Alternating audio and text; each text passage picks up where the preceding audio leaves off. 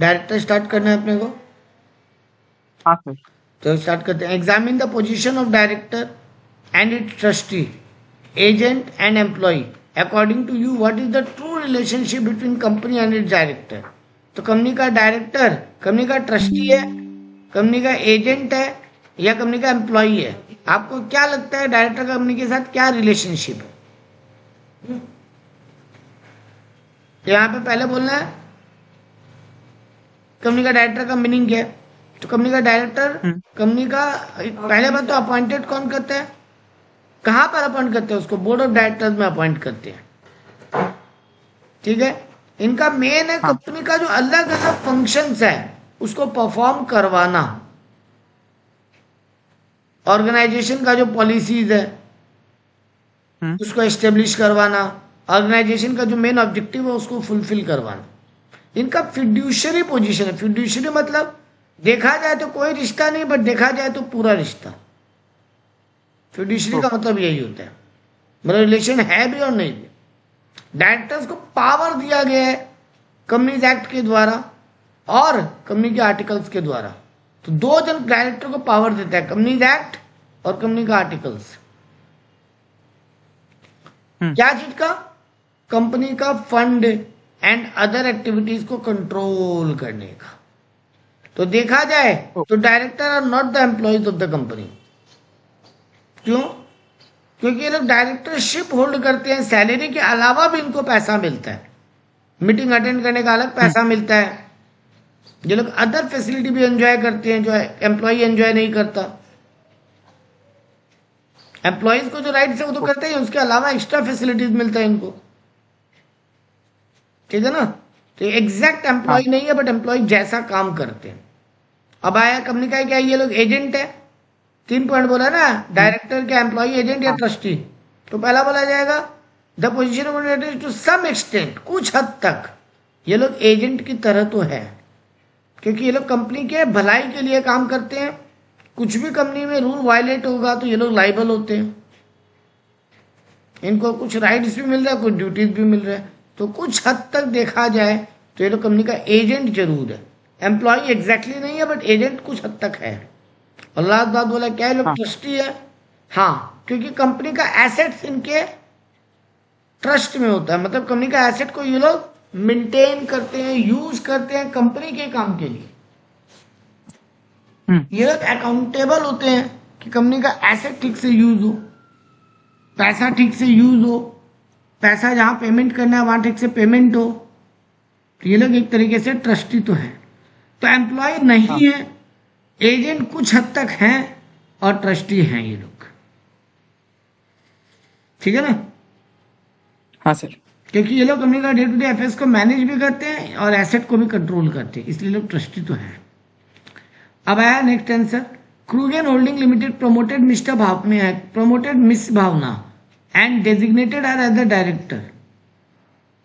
Examine the validity of such designation. एक Krugan Holding limited है, वो प्रमोट की है मिस भावना को, कंपनी का डेजिग्नेशन दिया उसको डायरेक्टर एडमिनिस्ट्रेशन का। तो इसका डेजिग्नेशन को, वैलिडिटी को एग्जामिन करो, क्या ये वैलिड है? तो कंपनी डायरेक्टर को अपॉइंट करता है, हाँ, उसको किसी भी पोस्ट पे अपॉइंट कर सकता है। तो यहाँ पे एडमिनिस्ट्रेशन है कि कुछ भी है, इससे फर्क नहीं पड़ता। लेकिन पहला बात, डायरेक्टर को अपॉइंट करने का पावर एजीएम में कंपनी खुद नहीं कर सकता। ओके। लेकिन जब कंपनी फर्स्ट टाइम फॉर्म होता है, फर्स्ट टाइम जब फॉर्म होता है, एक बात सिंपल समझना चाहिए, फंस गया एक जगह। डायरेक्टर सीएस को बोलता है तब सीएस एजीएम बुलाता है, हाँ, और डायरेक्टर का अपॉइंटमेंट भी एजीएम में ही होता है। हाँ, तो अब अगर कंपनी पहली बार जब काम कर रहा है तो कोई डायरेक्टर तो है ही नहीं, क्योंकि एक तो एजीएम बुलाया नहीं गया और डायरेक्टर को तो एजीएम में अपॉइंट करना है। सर फाउंडिंग मेंबर ही डायरेक्टर होगा ना? एग्जैक्टली। पहले जब स्टार्ट तो स्टार्टिंग में कंपनी का नहीं, फाउंडिंग मेंबर मत बोलो, बोलो कंपनी के आर्टिकल में लिखा हो। ओके। आर्टिकल्स में लिखा होगा उसको डायरेक्टर, किसको डायरेक्टर होना है या फिर किस तरीके से डायरेक्टर होना है। पहला आर्टिकल्स में या तो नाम लिखा होगा या मैनर लिखा होगा। ओके। अगर दोनों ही नहीं लिखा होगा तो तुम जो बोले वो करेक्ट है। फाउंडिंग मेंबर्स यानी जो स्टार्टिंग में मेमोरेंडम को साइन करने वाले होते हैं 2 या 7 मिनिमम, हाँ। वो लोगों में से कोई एक जन डायरेक्टर अपॉइंट हो जाए। वो फिर सीएस को बोलेगा, एजीएम कॉल होगा और फिर आगे का प्रोसीड्यूर होगा, बाकी डायरेक्टर अपॉइंट होंगे। तो कंपनी खुद से किसी को कोई भी डायरेक्टर का पोस्ट नहीं दे सकता। यहां पे कुरियन लिमिटेड को एडवाइस किया गया not to use the designation director for its executive and Mrs Bhavana. कंपनी के एक मेंबर को डायरेक्ट डायरेक्टर मत बोलो, ठीक बात। हाँ, लेकिन एक बात है सर, कंपनी कभी भी डायरेक्टर अपॉइंट नहीं कर सकता। कंपनी एडिशनल डायरेक्टर खुद से अपॉइंट कर सकता है। कुछ कुछ काम के लिए कभी कभी डायरेक्टर लगता है एक्स्ट्रा। मान लो कंपनी में मिनिमम डायरेक्टर कितना होना चाहिए? प्राइवेट लिमिटेड में 2 और पब्लिक लिमिटेड में 3। हाँ। मेंबर होता है 2 और 7। पब्लिक लिमिटेड, प्राइवेट लिमिटेड में मिनिमम 2 मेंबर और पब्लिक लिमिटेड में मिनिमम 7 मेंबर। यहाँ पे मैक्सिमम 200, यहाँ पे मैक्सिमम अनलिमिटेड। ये मेंबर का बात था। बट डायरेक्टर का क्या रूल है? प्राइवेट लिमिटेड में 2, पब्लिक लिमिटेड में 3 मिनिमम, मैक्सिमम 15। उससे ज्यादा रखना है तो एसआर पास करो, ठीक बात। ओके। हाँ। मान लो मेरे कंपनी में 5 डायरेक्टर है, हम पब्लिक लिमिटेड है, 5 डायरेक्टर है मेरे, तो एज पर रूल तो ठीक है। बट एक गवर्नमेंट का कॉन्ट्रैक्ट मिला है मेरे को जिसमें 6 डायरेक्टर का साइन चाहिए ही होता है। मतलब वो गवर्नमेंट का टेंडर में लिखा हुआ है कि minimum 6 director need to sign. अब देवराज एक प्रॉब्लम, एक और डायरेक्टर कहां से लाए? तो एक बार के लिए कंपनी एडिशनल डायरेक्टर अपॉइंट कर लेता है।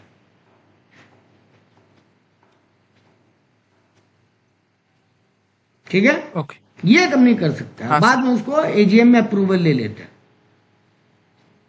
तो यहां ही कंपनी को खाली पावर है। कंपनी खुद से ऐसे नॉर्मली किसी को भी डायरेक्टर अपॉइंट नहीं कर सकता। तो ये पे पूरा पढ़ लिए रूल, लिख देंगे। तो अगर कंपनी को अपनी भावना चाहिए ही तो उसको एडिशनल डायरेक्टर अपॉइंट कर ले, बट नॉर्मल रेगुलर डायरेक्टर तो अपॉइंट नहीं होगा। उसको बाद में नेक्स्ट एजीएम में रेगुलर करवा ले शेयर होल्डर से परमिशन लेके, ठीक बात। हाँ सर। लेकिन नॉर्मल डायरेक्टर कंपनी खुद से अपॉइंट नहीं कर पाएगा, एडिशनल कर। नेक्स्ट केस लो है mister Atul Rastogi, the MD of ABC limited has resign from the managing directorship of the company. Company का एमडी है, वो एमडी का पोस्ट से रिजाइन कर दिया। He however want to continue as a director, लेकिन वो कंपनी में डायरेक्टर रहना चाहता है, एमडी नहीं रहना चाहता। एमडी क्या हो गया? डायरेक्टर्स का भी हेड। हाँ। बोर्ड ऑफ डायरेक्टर के हेड को क्या बोलते हैं? बोर्ड ऑफ डायरेक्टर में मतलब कितने टोटल डायरेक्टर? मान लो 5, तो बोर्ड ऑफ डायरेक्टर का हेड को क्या बोलते हैं? एमडी। कैसे रिलायंस लिमिटेड का एमडी कौन है अभी?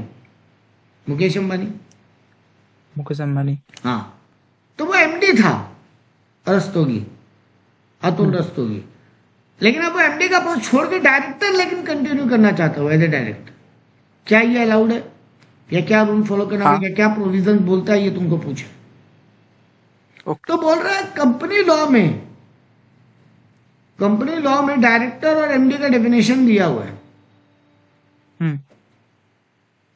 तो यहां पे director mean director upon two the board of director.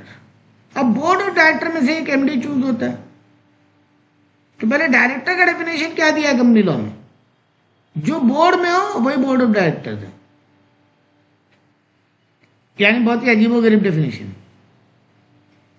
और एमडी बनने के लिए क्या होगा? मैनेजिंग डायरेक्टर का मतलब director who is head of the board of director. तो हेड बनने के लिए पहले आपको डायरेक्टर तो बनना पड़ेगा ना कंपनी का। ऐसा हो सकता है कि हम कंपनी का डायरेक्टर लिस्ट में नहीं है बट कंपनी का मैनेजिंग डायरेक्टर है, ऐसा हो सकता है क्या? हाँ। लेकिन दोबारा सुन, ऐसा हो सकता है क्या? हम कंपनी का डायरेक्टर का लिस्ट में नहीं है लेकिन हम कंपनी का मैनेजिंग डायरेक्टर बना हुआ है। नहीं नहीं नहीं, हाँ, ये कैसे होगा सर?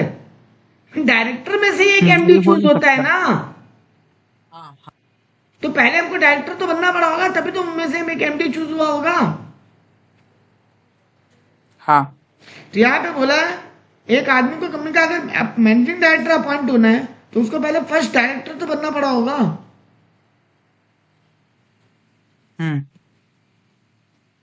So long as हाँ director sir. has also been appointed as MD, he continues to MD. If such person resigns from an MD, तो अब अगर वो MD का पोस्ट छोड़ भी दे तो वो डायरेक्टर तो रह ही जाएगा ना। हाँ हाँ, तो वो डायरेक्टर के रूप में कंटिन्यू कर सकता है। उसके लिए अलग से उसको कोई लॉ फॉलो करने का दरकार नहीं है। उसके लिए अलग से उसको अप्रूवल अपॉइंटमेंट का कोई दरकार नहीं है,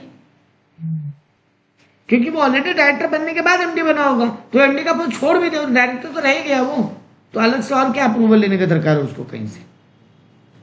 वो कंटिन्यू कर सकता है। ठीक है। नेक्स्ट टॉपिक आया वुमेन डायरेक्टर।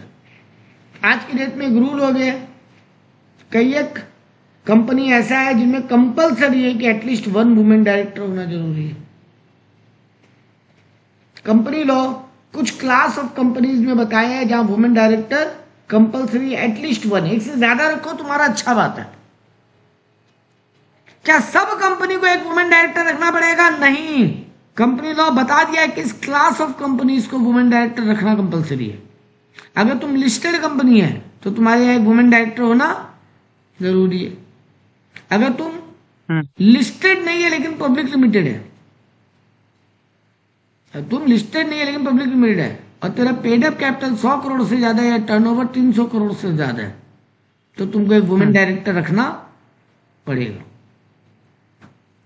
तो लिस्टेड कंपनी को तो रखना ही पड़ेगा, कैपिटल या टर्नओवर देखने का जरूरत ही नहीं है। और अनलिस्टेड कंपनी को 100 करोड़ से ज्यादा पेड अप कैपिटल है, 300 करोड़ से ज्यादा टर्नओवर है। अच्छा, दोनों होना चाहिए कि दोनों में से एक होते? दोनों होना चाहिए। नहीं, कोई एक होते,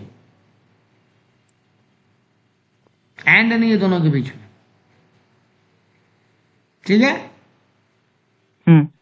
हाँ, और अगर मान लो मेरी वुमेन डायरेक्टर अचानक रिजाइन कर दे, मर जाए, छोड़ के चली जाए, तो 3 महीना में आपको एक नया अपॉइंट करना पड़ेगा। जैसी वैकेंसी होगा या तो नेक्स्ट बोर्ड मीटिंग या फिर 3 महीना विच एवर इज लेटर में हमको अपॉइंट करना पड़ेगा। और ये पेड अप कैपिटल कब देखेंगे? Last date of the balance sheet. पिछला जो बैलेंस शीट बना, मान लो मेरा 23-24 में एक बैलेंस शीट बना। हाँ। 23-24 के दिन, जिस दिन मेरा ऑडिट होकर बैलेंस शीट बना, लास्ट ऑडिटेड फाइनेंशियल स्टेटमेंट देखना होता है। अब मान ले तब मेरा पेड अप कैपिटल था 80 करोड़ और मेरा टर्नओवर था 200 करोड़। क्या मेरे को वुमेन, अनलिस्टेड पब्लिक लिमिटेड है, क्या मेरे को वुमेन डायरेक्टर रखना पड़ेगा? 80 करोड़ और 200 करोड़ बोला था ना? नहीं रखना पड़ेगा। अब मान लो ये तो था 31 मार्च 2024 के दिन। अभी मान लो 1 जुलाई 24 आए, मतलब 24-25 चल रहा है। ठीक है। हाँ। और मेरा turnover already 120 crore paid up capital हो चुका है और टर्नओवर ऑलरेडी 400 करोड़ हो चुका है। क्या अभी हमको तुरंत 3 महीना के अंदर वुमेन डायरेक्टर रखना पड़ेगा? 120 करोड़ और टर्नओवर कितना बोला सर? 400 करोड़। हाँ, रखना पड़ेगा क्योंकि क्या पार अभी हो गया ना तुरंत? 100 करोड़ की। नहीं, मेरे को अब 2024-25 का एंड का वेट करना पड़ेगा। 31/3/25 के दिन मेरा बैलेंस शीट बनेगा, तब देखा जाएगा। लास्ट बैलेंस शीट देख के ये डिसाइड होगा कि इस ईयर में हमको रखना है कि नहीं रखना है। Okay sir. बात समझ में आया? हाँ सर, बात समझ में आया। ऐसे हर महीना बीच बीच में देखते रहोगे तब तो पागल हो जाओगे बेटा। हाँ। ठीक बात। हाँ सर। ये तो कंपनीज एक्ट का रूल है। सेबी का रूल क्या है? सेबी बोलता है जो टॉप 1000 लिस्टेड कंपनी है उनमें एटलीस्ट वन वुमेन डायरेक्टर होनी चाहिए। सॉरी, ये गलती हो गया। सेबी बोलता है लिस्टेड कंपनी में एटलीस्ट वन वुमेन डायरेक्टर तो होना ही चाहिए। और टॉप 1000 लिस्टेड कंपनी में जो एक वुमेन डायरेक्टर होगी, एक वुमेन डायरेक्टर इंडिपेंडेंट होनी चाहिए। ओके। तो वुमेन डायरेक्टर का रूल तो सेम बोल रहा है, सेबी हो या कंपनी एक्ट। लिस्टेड कंपनी है तो कम से कम एक वुमेन डायरेक्टर रखना पड़ेगा, कम से कम एक बोला है, ज्यादा रखो तुम्हारा मन है। हाँ ठीक। और अगर तुम टॉप 1000 लिस्टेड कंपनी में आता है इंडिया का, और ये लिस्ट सेबी डिक्लेयर करता है शेयर मार्केट के हिसाब से, तो भैया तुम्हारे यहां जो वुमेन डायरेक्टर है उनमें कम से कम एक इंडिपेंडेंट होना चाहिए। हाँ अगर हम एक ही वुमेन डायरेक्टर रखना चाहें, कोई गलती हो रहा है? एक नहीं। नहीं। हाँ, लेकिन वो एक ही इंडिपेंडेंट होना पड़ जाएगा। हाँ हाँ, ठीक बात है। और वुमेन अगर डायरेक्टर का रूल फॉलो हो रहा है और इंडिपेंडेंट का भी रूल फॉलो हो रहा है। हाँ, अगर मेरे यहाँ 3 वुमेन डायरेक्टर रखना चाहें हम, रखिए, रख सकते, कोई प्रॉब्लम नहीं। लेकिन उनमें से एक इंडिपेंडेंट होनी एक चाहिए अगर आप टॉप independent 1000 कंपनी में आते हैं तो। हाँ हाँ। अच्छा, आप प्राइवेट लिमिटेड कंपनी है, प्राइवेट है तो एक इंडिपेंडेंट ना, एक वुमेन डायरेक्टर। बेटा अभी तक पूरा रूल में कहीं भी बोला प्राइवेट कंपनी को वुमेन डायरेक्टर रखना पड़ेगा? हम तो क्या बोला नहीं। था, लिस्टेड कंपनी है या फिर नॉट लिस्टेड लेकिन पब्लिक लिमिटेड है। लिस्टेड को कंपलसरी, नॉट लिस्टेड लेकिन पब्लिक कंपनी है तो paid up capital turnover check कर लीजिए। समझे? प्राइवेट हाँ, कंपनी सर। में ऐसा कोई कंपल्सन नहीं है, आप रखना चाहो वो आपका मन है। Okay sir. देखो लिखा, private limited company are not required to appoint women director, compulsion नहीं है, चाहे तुम्हारा पेड अप कैपिटल बेसी है चाहे टर्नओवर बेसी है। लेकिन अगर तुम पब्लिक लिमिटेड है तो पेड अप कैपिटल टर्नओवर देखना पड़ेगा। लेकिन अगर तुम पब्लिक लिमिटेड लिस्टेड कंपनी है तब तो बाहर में जाओ, कुछ नहीं देखना पड़ेगा, रखना ही पड़ेगा एक वुमेन डायरेक्टर। और अगर तुम पब्लिक लिमिटेड लिस्टेड कंपनी है और तुम्हारे यहाँ तुम टॉप 1000 कंपनी में भी आता है तो वो 1 वुमेन इंडिपेंडेंट होनी चाहिए। ठीक है? हाँ सर। देखो अगला केस लॉ इसी पे दिया। डेस्टिनेशन लिमिटेड कौन सा है, मतलब इधर लिस्टेड कंपनी, लो जमेला ही खत्म, जिसका पेड अप कैपिटल 40 करोड़ और टर्नओवर 200 करोड़ है। कोई फर्क पड़ता है क्या लिस्टेड कंपनी का पेड अप और टर्नओवर कितना है? बोलो हाँ सर। देवराज, रूल को मन में बिना रिपीट किए हाँ ना नहीं बोलना चाहिए। लिस्टेड कंपनी को कब बोला भाई, लिमिट देखने का भी दरकार है। लिस्टेड कंपनी को तो एनी हाउ रखना पड़ेगा, भले टर्नओवर भले पेड अप कैपिटल कम है ज्यादा है कोई फर्क नहीं पड़ता। देवराज ऐसे पढ़ो, प्राइवेट लिमिटेड है हाँ कोई कंपल्सन नहीं है, पब्लिक लिमिटेड है देखना पड़ेगा लिस्टेड है कि अनलिस्टेड है।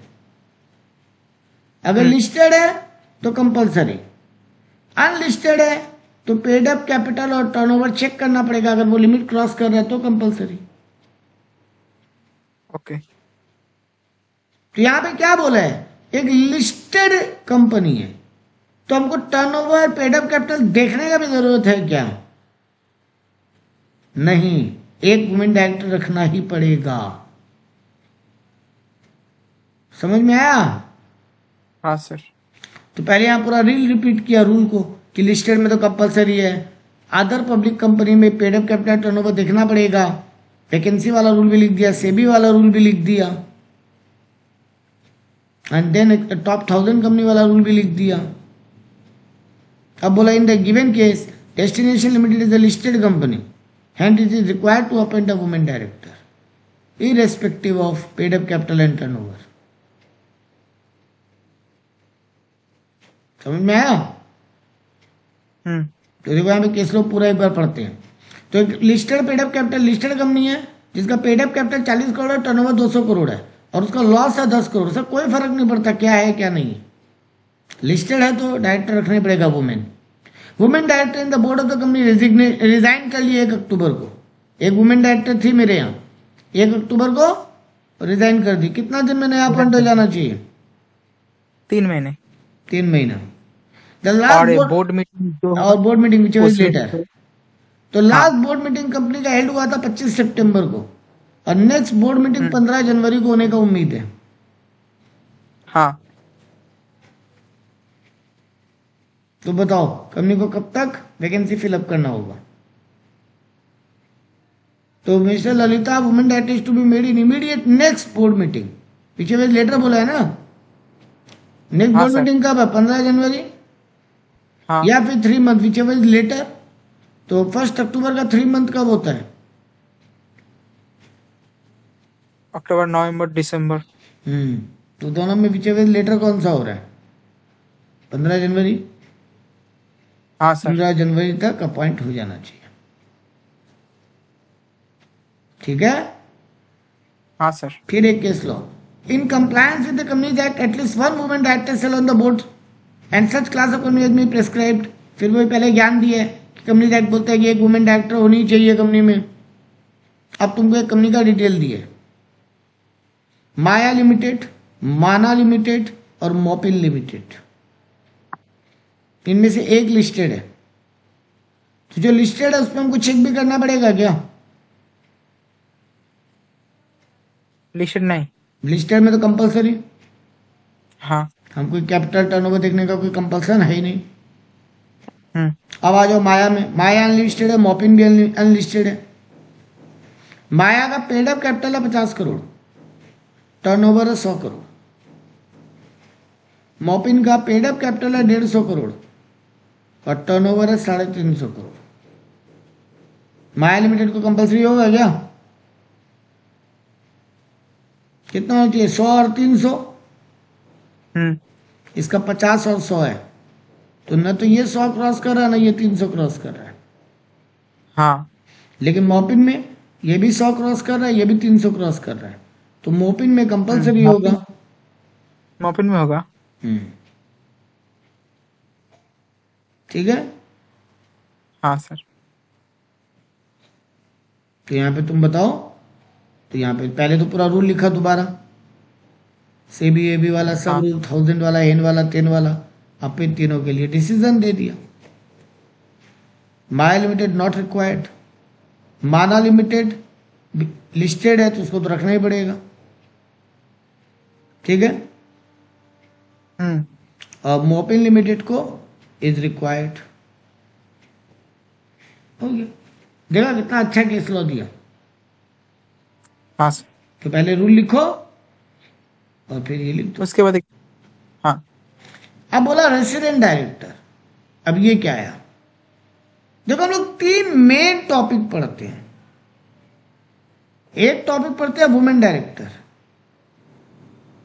एक पढ़ते हैं रेसिडेंट और एक पढ़ते हैं इंडिपेंडेंट। वुमेन डायरेक्टर किस कंपनी को कंपलसरी है? लिस्टेड को या फिर अनलिस्टेड पब्लिक कंपनी जिसका पेड अप कैपिटल 100 करोड़ से ज्यादा, टर्नओवर 300 करोड़ से ज्यादा है। अब बढ़ते हैं रेसिडेंट। रेसिडेंट मतलब जो इंडिया में एटलीस्ट 182 डेज या उससे ज्यादा रहा हो पिछले फाइनेंशियल ईयर। इनकम टैक्स वाला रूल। हाँ। रेसिडेंट माने इंडियन रेसिडेंट होना चाहिए तुम्हारा एक डायरेक्टर कम से कम। हर कंपनी में, एवरी कंपनी बोला है यहां पर, ना कुछ लिस्टेड बोला है, ना प्राइवेट बोला है, ना पब्लिक बोला, हर कंपनी बोला। उनमें एटलीस्ट एक director who stays in India for a total period not less than 182 days during a financial year.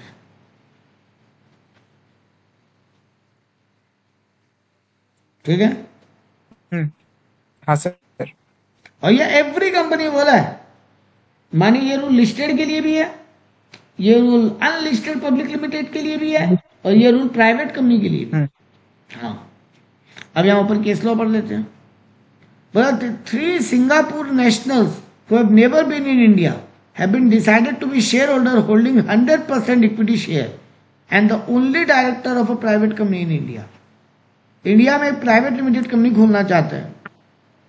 3 Singapore का लोग है जो कभी जिंदगी में इंडिया नहीं आया, वो शेयर कैपिटल भी पूरा होल्ड करेगा और वही लोग डायरेक्टर्स भी बनेंगे। तो बताओ इसके लिए क्या रूल है?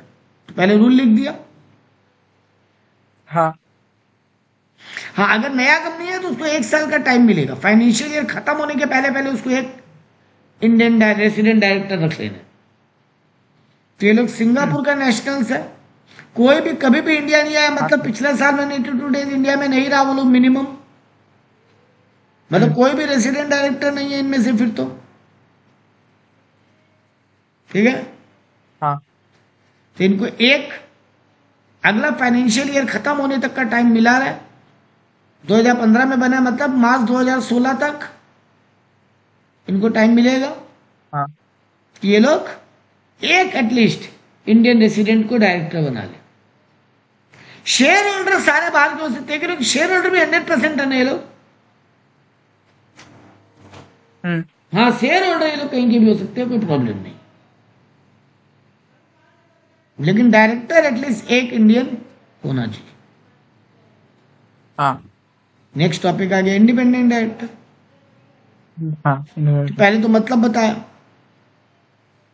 जो कंपनी का एमडी नहीं है और जो कंपनी का होल टाइम डायरेक्टर नहीं है, न किसी का नॉमिनी डायरेक्टर, जो ये तीनों नहीं है, न तो वो कंपनी का एमडी है, न वो कंपनी का होल टाइम डायरेक्टर है, मतलब पार्ट टाइम हो सकता है ना, यस और न वो किसी का सर। नॉमिनी है, मतलब किसी के बिहाफ में भी वो डायरेक्टर नहीं है। प्लस, आई रिपीट, प्लस उसका कंपनी से कोई रिलेशनशिप भी नहीं, न तो वो कंपनी का होल्डिंग सब्सिडियरी एसोसिएट किसी भी कंपनी में प्रमोटर या न तो डायरेक्टर है वहां पर, न वो कंपनी का 10% से ज्यादा का शेयर होल्डर है, न वो कंपनी को कोई 50 लाख से ज्यादा का लोन दे रखा है, न वो 50 लाख से ज्यादा रुपए का शेयर होल्डिंग कर रहे हैं, न वो खुद कंपनी का कभी प्रमोटर या डायरेक्टर रहा है पिछले सालों में, मतलब कोई तरीके से उसका रिलेशन नहीं है, न वो कोई कंपनी के बिहाफ में कहीं पे गारंटी दिया है, न कंपनी उसके बिहाफ में कहीं पे गारंटी दिया लोन वोन का, न वो कंपनी के साथ कोई बिजनेस डील किया 2% से टर्नओवर के 2% से ज्यादा का, न वो इनमें से ऊपर वालों में से किसी का रिलेटिव है, मतलब न वो कंपनी का मैनेजर का रिलेटिव है, न वो डायरेक्टर का रिलेटिव है, न वो कंपनी का प्रोमोटर का रिलेटिव है, मैं कोई भी दूर दूर तक उसका रिश्ता नहीं है। प्लस एक बात और क्या बोला, 3 मेन बात बोला, देख ले। पहला तो न खुद न कंपनी का एमडी है, न नॉमिनी है, न होल टाइम है, प्लस इनमें से कोई तरीके से कंपनी से कनेक्टेड भी नहीं है, और उसके पास एक्सपीरियंस और एक्सपर्टाइज भी है, मतलब वो पढ़ा लिखा है। हाँ सर। डायरेक्टर पढ़ा लिखा होना जरूरी नहीं है, नॉर्मल एक अनपढ़ गंवार आदमी भी डायरेक्टर बन सकते हैं, है ना। हाँ, लेकिन इंडिपेंडेंट डायरेक्टर को एक्सपीरियंस और एक्सपर्टाइज होना पड़े। हाँ सर, ऐसा कितना डायरेक्टर होना चाहिए कंपनी में? At least 1/3 of total director. जो भी डायरेक्टर है उसका 1/3। हाँ, ओके सर। यही बात यहाँ पे बोला। हाँ क्या क्या रिलेशनशिप नहीं होनी चाहिए, एक बार पढ़ लेना। Okay sir. सेंट्रल गवर्नमेंट ही बताता है कि मिनिमम कितना इंडिपेंडेंट होना चाहिए, तो ये पावर सेंट्रल गवर्नमेंट को दिया गया। हाँ फिर यहाँ पे वो डेफिनेशन बताया, मतलब ऊपर वाला सारा क्राइटेरिया के हिसाब से वो इंडिपेंडेंट होना चाहिए।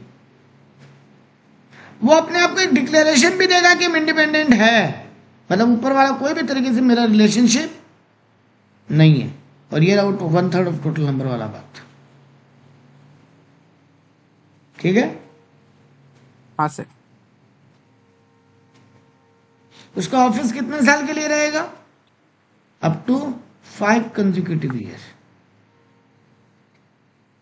सर 5 consecutive ईयर माने क्या? एक आदमी लगातार 5 हाँ। साल के लिए इंडिपेंडेंट डायरेक्टर रहेगा, ओके।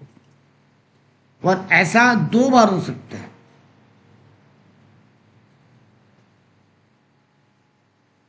मतलब मैक्सिमम 10 साल के लिए वो डायरेक्टर हो सकता है, हम्म, और उसके बाद 3 साल तक फिर दोबारा वो डायरेक्टर नहीं बन सकता, इंडिपेंडेंट डायरेक्टर नहीं बन सकता सेम कंपनी में। 3 साल के बाद फिर बने, कोई दिक्कत नहीं। ठीक है। हाँ सर। अच्छा, एक टॉपिक पढ़ते हैं आगे जाके, डायरेक्टर रिटायरिंग बाय रोटेशन। मतलब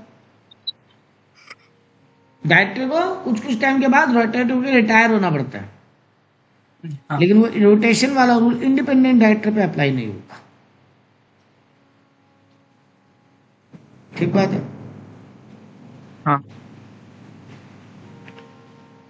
यहाँ पे ये क्या बोला, किस कंपनी में एटलीस्ट 2 डायरेक्टर इंडिपेंडेंट होना चाहिए, बाकी सब में क्या बोला 1/3।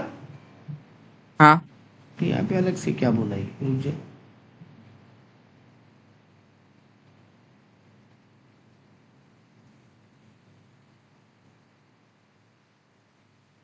अच्छा, ऊपर बोला है सेंट्रल गवर्नमेंट ये रूल बताया है 1/3 वाला। किसमें, सॉरी ये गलती हो गया, हर लिस्टेड पब्लिक कंपनी, एक गलती हो गया था। लिस्टेड पब्लिक कंपनी में कितना होना चाहिए, 1/3 ऑफ टोटल डायरेक्टर इंडिपेंडेंट होना चाहिए। ठीक है। हाँ उसके अलावा अगर तुम लिस्टेड पब्लिक कंपनी नहीं है तो एटलीस्ट 2 इंडिपेंडेंट डायरेक्टर होना चाहिए। किसमें किसमें, जो कंपनी पब्लिक कंपनी है, जिसका पेड अप कैपिटल 10 करोड़ से ज्यादा, टर्नओवर 100 करोड़ से ज्यादा, और जिसका लोन आउटस्टैंडिंग डिबेंचर ये सब 50 करोड़ से ज्यादा। 3 कंडीशन है। देख, वुमेन में भी कंडीशन था, यहां भी कंडीशन है, हाँ लेकिन रेसिडेंट में कोई कंडीशन नहीं था, वो सब में। वुमेन में कंडीशन क्या है, 100 300 अमाउंट याद कर, वैसे भी याद आ जाएगा। 100 पेडअप कैपिटल और 300 टर्नओवर का बात हो रहा है ना। हाँ सर। लेकिन इंडिपेंडेंट में 3 कंडीशन है, पब्लिक लिमिटेड के लिए कोई कंडीशन ही नहीं है, वहां तो 1/3 होना ही चाहिए। सॉरी, लिस्टेड के लिए, और listed public unlisted company. Public company के लिए एटलीस्ट 2 डायरेक्टर होना चाहिए, जिसका पेड अप कैपिटल 10 करोड़ से ज्यादा, टर्नओवर 100 करोड़ से ज्यादा है। तो वहां 100 और 300 था, यहां 10 और 100 है। ठीक। और लोन या आउटस्टैंडिंग डिबेंचर या पब्लिक डिपॉजिट 50 करोड़ से ज्यादा है। ये तीनों कंडीशन है यहाँ पे। ठीक है। हाँ सर। यहाँ पे भी अगर वो वैकेंसी होता है तो तुमको नेक्स्ट बोर्ड मीटिंग तक का टाइम मिलेगा, या वही 3 महीना सेम जो वुमेन में था। Where a company ceases to fulfill any of the above 3 conditions for 3 consecutive years, it shall not be required. अगर कोई कंपनी तीनों में से एक कंडीशन भी लगातार 3 साल से पूरा नहीं कर पा रहे हैं, यानी यहाँ पे तीनों के बीच में एंड बोलना चाहते हैं, तीनों होना चाहिए। अब मेरा एक गलती हुआ, वुमेन डायरेक्टर में भी एंड है, मतलब दोनों में दोनों होना चाहिए, 100 और 300, एक होने से नहीं होगा। मतलब मेरा टर्नओवर 300 से पार है लेकिन पेडअप कैपिटल कम है, तो भी मेरे को वुमेन डायरेक्टर नहीं रखना है। मेरा पेडअप कैपिटल 100 के पार है लेकिन टर्नओवर 300 से कम है, तो भी वुमेन डायरेक्टर नहीं रखना है। आई रिपीट, दोनों होना चाहिए। दोनों होना चाहिए, और यहां पर भी तीनों होना चाहिए। और लगातार 3 साल से तुम कोई भी एक कंडीशन को अटक रहा है तो फिर तुम्हारे यहां से कंपलसरी हट जाए। ठीक है। मतलब ऐसा नहीं है कि एक बार एप्लीकेबल होगा तो जिंदगी भर के लिए एप्लीकेबल होगा, ये हर 3 साल चेक होना पड़ेगा। ठीक है। हाँ सर। अब यहाँ पे अच्छा, ये नॉन एग्जीक्यूटिव और इंडिपेंडेंट में क्या फर्क है। नॉन एग्जीक्यूटिव मतलब जो डे टू डे वर्क में इन्वॉल्व नहीं है। Non participate and execute work through meeting of board of director and committee and they work at political interval of part of time basis। वो लोग को time to time business में involve होने का जरूरत नहीं है, वो हो गया नॉन एग्जीक्यूटिव। और इंडिपेंडेंट मतलब तो कंपनी से कोई रिश्ता ही नहीं है उसको। तो एग्जीक्यूटिव का कंपनी से रिश्ता तो है, सॉरी नॉन एग्जीक्यूटिव का, लेकिन वो डे टू डे काम में नहीं बैठ। जबकि इंडिपेंडेंट खाली मीटिंग्स में आएगा नजर रखने के लिए। ये इंडिपेंडेंट डायरेक्टर अपॉइंट क्यों होते हैं देवराज, सब नजर रखने के लिए। कंपनी अंदर ही अंदर फ्रॉड कर सकता है ना बहुत सारा। हाँ सर, उसके कम, लिए। और डायरेक्टर तो कंपनी का ही एम्प्लॉय है ना बेटा। हाँ तो वो लोग बताएगा बाहर जाके गवर्नमेंट को कि देखो कंपनी चोर है। नहीं। तो फिर कौन पकड़ेगा? होने इंडिपेंडेंट के बाद, डायरेक्टर और होने के बाद घपला पकड़ा जाए, कोई फायदा होता है उसका? हाँ नहीं। ये तो हम लोग इंडिया में रहते रहते देख ही लिए कि सर फायदा तो घपला मतलब होने के वालों का ही बाद बस होता है। घपला में केस ही चलता रहता है। हाँ पैसा तो पार हो चुका होता है और फिर उसको रिकवरी होता भी नहीं है, और होता है तो बहुत मुश्किल से कई सालों बाद होगा। तब तक तो बहुत कुछ लूट जाएगा, बहुत कुछ बर्बाद हो जाएगा। तो इसीलिए गवर्नमेंट क्या चाहता है कि घपला होने ही नहीं दिया जाए, या होते होते ही पकड़ा जाए। हाँ इसीलिए इंडिपेंडेंट डायरेक्टर का कंसेप्ट लेकर आया। ठीक है। Yes sir. और नॉन एग्जीक्यूटिव मतलब तो कंपनी के डिपेंडेंट ही है, कंपनी के ही एम्प्लॉयज की तरह है, लेकिन काम में हिस्सा नहीं लेते, खाली मीटिंग्स में आते हैं। ठीक है।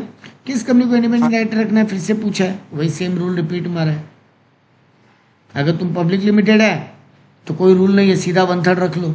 और other than public limited list, other than listed company है तो फिर ये 3 लिमिट है। तीनों, अगर तीनों फुलफिल हो रहा है तो तुमको एटलीस्ट 2 इंडिपेंडेंट डायरेक्टर रखना पड़ेगा। अभी जो ऊपर पढ़ाए थे यस सर। इंडिपेंडेंट डायरेक्टर का टेन्योर कितना होगा, कितने दिन के लिए अपॉइंटेड होगा वो लोग, तो 5 कंसेक्यूटिव ईयर के लिए, और ऐसा 2 टर्म्स के लिए अप्लाई हो सकता है, उसके बाद हटना ही पड़ेगा। ठीक है। वो लोग हाँ मीटिंग्स सर। में हिस्सा लेगा, हाँ मीटिंग्स में आएगा, डिसीजन मेकिंग का पार्ट नहीं होगा, मीटिंग में आएगा। नेक्स्ट बोला T limited is a listed company जिसका 20 करोड़ का पेड अप कैपिटल है और इसका 9 डायरेक्टर्स ऑलरेडी है बोर्ड में। टी लिमिटेड तुमसे कुछ मैटर में एडवाइस चाहता है, बताओ मेरे यहाँ कितना इंडिपेंडेंट डायरेक्टर होना चाहिए। पहला बात तो लिस्टेड है तो कोई अमाउंट का क्राइटेरिया देखना है क्या? नहीं नहीं। अनलिस्टेड में 2 का कंडीशन था, यहाँ पे 1/3 है, तो 9 हाँ का 1/3 कितना होगा? 3। हाँ सर। तो यहाँ पे 3 इंडिपेंडेंट डायरेक्टर लगेंगे। How many independent director should be appointed by T limited in case of unlisted public company? अगर T limited unlisted public company होता तो इसको कितना इंडिपेंडेंट डायरेक्टर अपॉइंट करना पड़ता? बोलो सर। कंडीशन अनलिस्टेड देखना वाले। पड़ता, कंडीशन देखना हाँ पड़ता। अगर कंडीशन क्रॉस करे तो मिनिमम 2।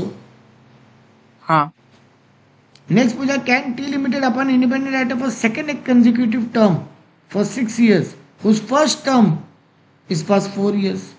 एक इंडिपेंडेंट डायरेक्टर पहले 4 साल के लिए अपॉइंट हुआ था, हाँ। उसको दोबारा 6 साल के लिए अपॉइंट करना चाहता है। 6 साल के लिए तो नहीं होगा, 5 साल के लिए होगा। हाँ। T limited want to appoint another independent director for further period of 2 years। Already एक है, एक और डायरेक्टर हाँ रखना चाहता है 2 साल के लिए, जो कि ऑलरेडी कंप्लीट कर चुका है 2 कंसेक्यूटिव टर्म्स, 4-4 साल का।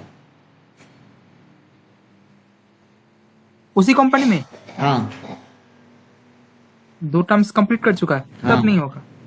Very good. तो देखो यहाँ पे बोल दिया कैन नॉट अपॉइंट, यहाँ पे बोला कैन नॉट अपॉइंट, यहाँ पे बोला तो 2 आंसर होगा, और यहाँ बोला तो 1/3 ऑफ द 9 यानी 3। हाँ तो देखा, सब रूल बताओ, चारों आंसर करो, फुल ऑन फुल नंबर ले जाओ।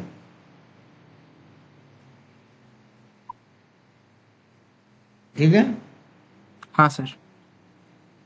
नेक्स्ट बोला company secretary of mask limited, तुमसे पूछ रहा है, उसका 3 कंपनी है, क्योर लिमिटेड, इम्पैक्ट लिमिटेड और ताज लिमिटेड। नेटवर्क बता के रखा है, और टोटल नेटवर्क ये कंबाइंड कंपनी है वो लोग का, कंसोलिडेटेड नेटवर्क भी बता रखा है। ठीक है। तुमसे पूछ रहा है can wife of director of a step down of subsidiary company take up the role of independent director? एक डायरेक्टर की वाइफ है, वो सब्सिडियरी कंपनी में पहले डायरेक्टर थी, वो वहां से अब हट चुकी है, तो क्या वो अब यहाँ पे इंडिपेंडेंट डायरेक्टर बन सकती है? नहीं ना। नहीं, उसमें से हट चुके थे, नहीं। ये पहले पूरा रूल बताया। ठीक है। और लास्ट में आंसर हाँ किया इंडिपेंडेंट डायरेक्टर वो नहीं बन सकती। अरे भाई ऑलरेडी सब्सिडियरी कंपनी में डायरेक्टर बन चुकी है, अब तुम्हारे आप वहां से हट के यहाँ पे इंडिपेंडेंट बन जाएगी तो घुमा फिरा के अपना रिलेशंस को यूज कर रही है ना। हाँ कैसे बन सकती है सर? ठीक है, यस सर। इंडिपेंडेंट डायरेक्टर का अभी 3 क्वेश्चन और है, ये तीनों खत्म कर लेते हैं आज ताकि इंडिपेंडेंट ओके डायरेक्टर पूरा कंप्लीट रहे। ठीक है। नेक्स्ट पूछा, X limited applied to Indian Institute of Corporate Affairs for inclusion of his name in the data bank of independent director. X नाम का एक आदमी है, हाँ वो IICA बोल के एक डिपार्टमेंट है जो लिस्ट रखता है कि कौन कौन इंडिपेंडेंट डायरेक्टर बन सकता है या बनने के हाँ लिए इच्छुक है, इच्छा रखता है। वो वहाँ पे अप्लाई किया कि मेरा भी लिस्ट नाम में डाल दो ताकि कोई कंपनी को इंडिपेंडेंट डायरेक्टर लगे तो लोग हमको बुला सके। He is working as a director of X limited, वो ऑलरेडी एक्स लिमिटेड में डायरेक्टर है एंड वाई लिमिटेड में भी है, दोनों अनलिस्टेड पब्लिक कंपनी है जिनका पेड अप कैपिटल 10 करोड़ है लास्ट 7 साल से। X says that is not required to pass the online proficiency self assessment test। अच्छा एक बात है, ये जो इंडिपेंडेंट डायरेक्टर बनना होता है ना, हाँ इसके लिए आपको एग्जाम भी देना पड़ता है क्योंकि बोला ना यहाँ पे एक्सपर्टाइज और एक्सपीरियंस चाहिए। तो तुम बनने लायक हो कि नहीं, ऐसे कंपनी किसी को भी मुंह उठा के इंडिपेंडेंट डायरेक्टर नहीं अपॉइंट कर देगा, तो उसको एक एग्जाम देके पास आउट करना पड़ता है। ठीक है, हाँ वो बोल रहा है वो ऑलरेडी 2 अनलिस्टेड कंपनी में डायरेक्टर रह चुका है तो उसके पास नॉलेज एक्सपीरियंस तो है लास्ट 7 साल से, हाँ तो उसको ये एग्जाम पास करने का जरूरत नहीं। क्या वो राइट है? हाँ नहीं, टेस्ट दिए बिना कभी नहीं होगा। जब तक तुम टेस्ट दोगे, हर साल ये टेस्ट देना पड़ेगा, हर 2 साल में एक बार तुमको ये टेस्ट देना पड़ेगा अगर तुम उस डेटा बैंक में ओके अपना नाम रखना चाहते हो ताकि कोई कंपनी तुमको अप्रोच करे अपना इंडिपेंडेंट डायरेक्टर बनाने के लिए।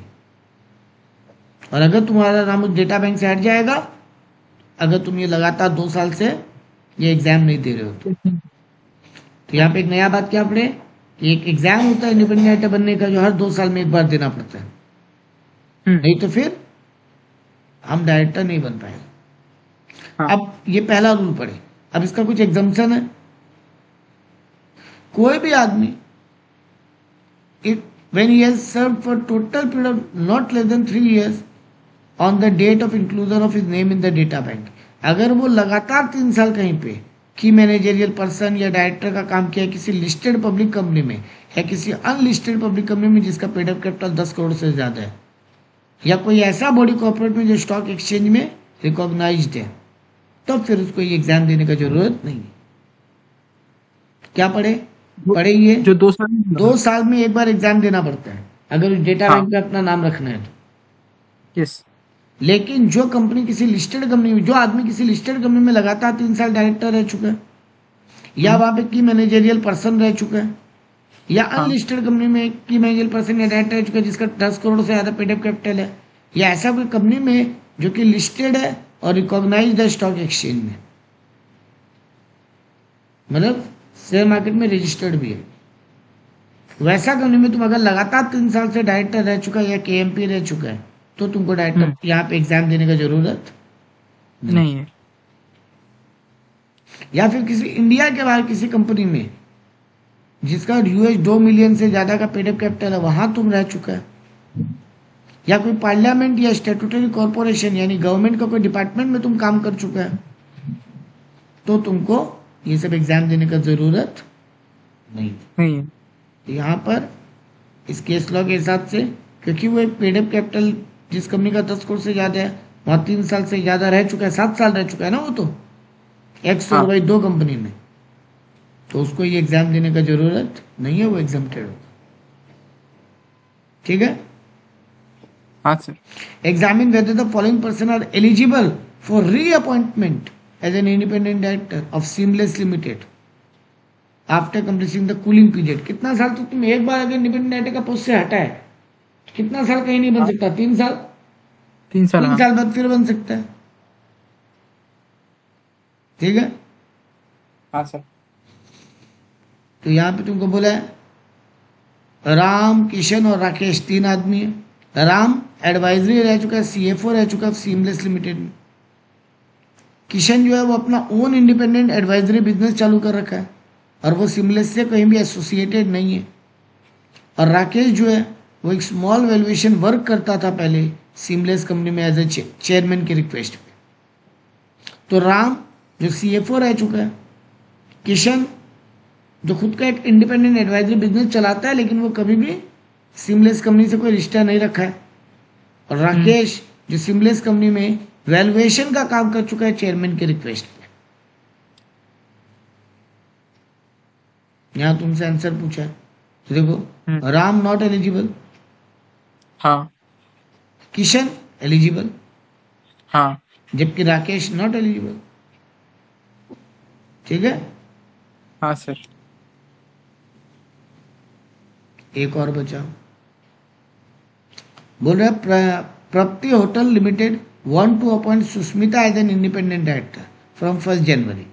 It come to the knowledge of vice president of the company that Susmita stayed at their hotel at Uti for 3 days from 1st June to 3rd June at a room rent of 2,500 per day, and thus he entered into the transaction with the company.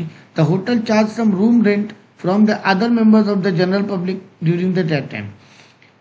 तो देखो, एक company है वो एक ladies को अपना independent director बनाना चाहता है 1 जनवरी, लेकिन यहाँ पे पता चला है कि पिछला साल वो 3 दिन के लिए उसी कंपनी का एक होटल में 2,500 से ऊपर का रूम रेंट पे रही थी। हाँ, तो यहाँ तो उसका बिजनेस डील हो गया उसके साथ, एक तरीके से ट्रांजेक्शन हो गया ना, ट्रांजेक्शन।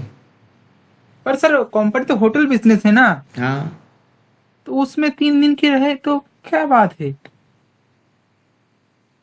तुम्हारा पॉइंट करेक्ट है। कंपनी का हाँ। डे टू डे बिजनेस का ही काम था वो। हाँ अब कंपनी किसी को होटल में रख ले तो क्या रिलेशनशिप बन जाता है क्या? नहीं, तो वैलिड है डायरेक्टर बनने के लिए। तुम राइट है, यहाँ कोई पिक्युलियर रिलेशनशिप तो बना ही नहीं सर, नहीं ना वो शेयर होल्डर बनी, तो ना कोई product है, बिजनेस use रिलेशन। किया है। हाँ, प्रोडक्ट खरीदने पे थोड़ी ना कुछ हो जाता है सर। हाँ तो तुम राइट है, ठीक है, बन सकती है।